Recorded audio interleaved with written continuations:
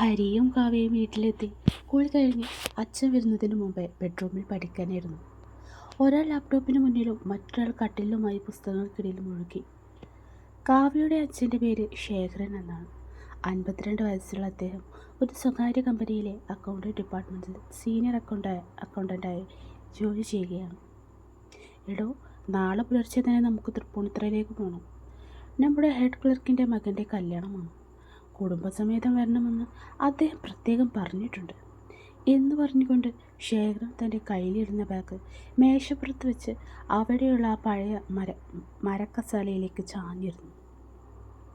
നമ്മളെല്ലാവരും പോണോ? ലക്ഷ്മി ചോദിച്ചു. കുട്ടികൾക്ക് എന്തിനാ വെറുതെ കോളേജ് നഷ്ടപ്പെടുത്തുന്നത്? നമുക്ക് രണ്ടുപേർക്കും പോവാം, ശേഖർ പറഞ്ഞു. ആ സംഭാഷണം കേട്ടപ്പോൾ കാവ്യക്ക് ആശ്വാസമായി. അപ്പോൾ നാളെ അമ്മയും അച്ഛനും വീട്ടിലുണ്ടാവില്ല, എനിക്ക് പോയിട്ട് വേഗം വരാം എന്ന് മനസ്സിനുള്ളിൽ വിചാരിച്ച് അവൾ സന്തോഷിച്ചു. അപ്പോഴേക്കും ലക്ഷ്മി പാചകം കഴിഞ്ഞ് എല്ലാവരെയും ഭക്ഷണത്തിനായി വിളിച്ചു. ഉള്ളതുകൊണ്ട് തൃപ്തിപ്പെട്ടു കഴിയുന്ന ഒരു കൊച്ചു കുടുംബമായിരുന്നു ശേഖറിൻ്റേത്. ഒരു ഹാളും കിച്ചണും 2 ബെഡ്റൂമുകളുമുള്ള വീട്. അടുക്കളയ്ക്ക് അത്യാവശ്യം വലിപ്പമുള്ളത് കൊണ്ട് തന്നെ 4 പേർക്ക് ഇരിക്കാവുന്ന ഒരു ഡൈനിങ് ടേബിൾ ഇട്ടിട്ടുണ്ട്. ഒരു മുറിയിൽ കാവ്യയും ഹരിയും, അടുത്ത മുറിയിൽ ശേഖറും ലക്ഷ്മിയുമാണ് ഉറങ്ങാറുള്ളത്. ഭക്ഷണം വിളമ്പാൻ കാവ്യ സഹായിച്ചു. കാവ്യക്കുട്ടി, നാളെ രാവിലെ ഞങ്ങളൊരു കല്യാണത്തിന് തൃപ്പൂണിത്തുറയിലേക്ക് പോവുകയാണ്. ഞാൻ ചോറും കറിയും ഉണ്ടാക്കി വെച്ചിട്ട് പോവാം. നീ ഹരിക്ക് ബ്രേക്ക്ഫാസ്റ്റ് ഉണ്ടാക്കി ലഞ്ച് ബോക്സും എടുത്തു പോയിക്കോ. പോകുമ്പോൾ വീട് പൊട്ടി താക്കോൽ അയൽപക്കത്ത് കമലയെ ഏൽപ്പിക്കണം, ലക്ഷ്മി പറഞ്ഞു. ശരി അമ്മേ, കാവ്യ മറുപടി നൽകി. അതിനുശേഷം എല്ലാവരും ഉറങ്ങാൻ കിടന്നു.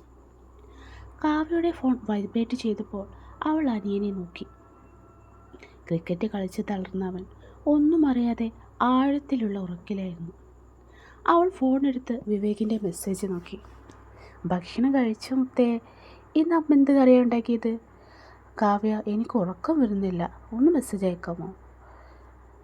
നാളെ രജിസ്റ്റർ ഓഫീസിൽ വെച്ച്, വിവാഹം കഴിഞ്ഞാൽ പിന്നെ നമുക്ക് ക്ഷേത്രത്തിൽ വെച്ചും വിവാഹം കഴിക്കാം.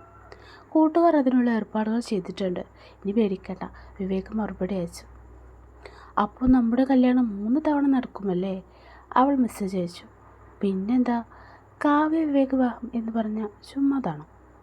നിന്നെ എത്ര വേണമെങ്കിലും വിവാഹം കഴിക്കാൻ ഞാൻ തയ്യാറാണ് ബേബി. ആ മെസ്സേജ് വായിച്ച് അവൾ വീണ്ടും വീണ്ടും ചിരിച്ചു. പിന്നീട് അവരുടെ സംഭാഷണം ശാരീരിക വർണ്ണനകളിലേക്ക് നീങ്ങി. അവൻ അയക്കുന്ന സന്ദേശങ്ങൾ വായിച്ച് നാണം കൊണ്ട് അവളുടെ കവിളികൾ ചുവന്നു തൊടുത്തു. ശരീരം മുഴുവൻ ഒരു പ്രത്യേക അനുഭൂതിയാൽ ചൂട് പിടിക്കുന്നത് പോലെ അവൾക്ക് തോന്നി. ഇതൊക്കെ എല്ലാ ദിവസവും സംഭവിക്കുന്നതാണെങ്കിലും പിറ്റേന്നത്തെ വിവാഹം എന്ന ആവേശം കാരണം അവർ 2 പേരുകളും പരിധികൾ ലംഘിച്ചു. അവളെ പൂർണ്ണ നഗ്നയായി കാണണമെന്ന അവൻ്റെ ആഗ്രഹത്തെ തടയാൻ അവൾക്ക് കഴിഞ്ഞില്ല. സാവധാന വസ്ത്രങ്ങൾ ഓരോന്നോരോന്നായി മാറ്റി അതുവരെ കാത്തു സൂക്ഷിച്ച തൻ്റെ ശരീരം അവൾ അവനെ കാണിച്ചു. സന്തോഷം കൊണ്ടും അത്ഭുതം കൊണ്ടും അവൻ്റെ കണ്ണുകൾ വിടർന്നു. അവൻ്റെ ശരീരത്തിൽ മാറ്റങ്ങൾ പ്രകടമായി തുടങ്ങി. അവൾ നോക്കി നിൽക്കെ തന്നെ അവൻ തൻ്റെ വസ്ത്രങ്ങൾ ഓരോന്നോരോന്നായി അഴിച്ചു മാറ്റി. അവൾ അവനോടൊപ്പം ഇതിനു മുമ്പ് അശ്ലീല വീഡിയോകൾ കണ്ടിട്ടുണ്ട്. അതുകൊണ്ട് തന്നെ അവളൊട്ടും വിവരമില്ലാത്തൊരു പെൺകുട്ടിയായിരുന്നില്ല. വിവേക്, ഇത് ഇത്രയും വലുതാണോ? സമാധാനമായി. നന്ദി ബേബി, ഇനി ഉറങ്ങിക്കോളൂ. രാവിലെ എല്ലാവരും പോയി കഴിഞ്ഞാൽ ഫോൺ ചെയ്യണം എന്ന് പറഞ്ഞ് ഫോണിലൂടെ കുറിച്ച് ഉമ്മകൾ നൽകി അവൻ ഫോൺ വെച്ചു. അവൾ വസ്ത്രങ്ങൾ ധരിച്ചു വന്ന് കിടന്നു. പ്രായത്തിൻ്റെ തിളപ്പിൽ മകൾ ചെയ്യുന്ന കാര്യങ്ങളൊന്നും അറിയാതെ അവളുടെ അച്ഛനും അമ്മയും സമാധാനമായി ഉറങ്ങുകയായിരുന്നു.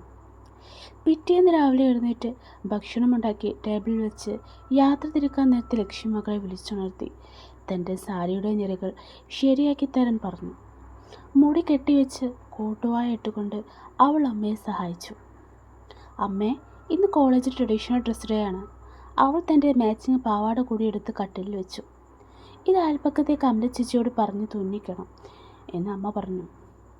എൻ്റെ പൊന്നുമോൾ എന്ന് പറഞ്ഞ് ലക്ഷ്മി അവളുടെ കവിളിൽ പിച്ചിക്കൊണ്ട് ബാത്റൂമിലോട്ട് പോയി. കാവ്യ മുഖം കഴുകി പുറത്തേക്ക് വന്നതും കാവ്യ, ഞങ്ങൾ ഇറങ്ങുകയാണ്, ഒന്ന് മുന്നിൽ വന്ന് നിൽക്കുമോളെ എന്ന് ശേഖർ വിളിച്ചു പറഞ്ഞു. അദ്ദേഹത്തിൻ്റെ മകൾ എന്ന് വെച്ചാൽ ജീവനായിരുന്നു. എല്ലാ ദിവസവും മകളുടെ മുഖം കണ്ടിട്ടല്ലാതെ അദ്ദേഹം പുറത്തിറങ്ങാറില്ലായിരുന്നു. പുഞ്ചിരിയോടെ കാവ്യ മുന്നിൽ വന്നതോടെ ശേഖറും ലക്ഷ്മിയും യാത്ര തിരിച്ചു. അവർ പോയ ഉടനെ അവൾ വാതിൽ കുറ്റിയിട്ട് കുളിച്ചു. ഒരു നൈറ്റ് ഡ്രസ് ധരിച്ച് തൻ്റെ അനിയനെ വിളിച്ച് എഴുന്നേൽപ്പിക്കുകയും അവനു വേണ്ടി മാഗി ഉണ്ടാക്കുകയും ചെയ്തു. അവൻ പോയി കഴിഞ്ഞപ്പോൾ ഓർണമെൻറ്റ്സും പാവാടയും എല്ലാം എടുത്ത് അവൾ വിവാഹത്തിന് ഒരുങ്ങാനായി അയൽപക്കത്തെ കമലയുടെ അടുത്തേക്ക് പോയി.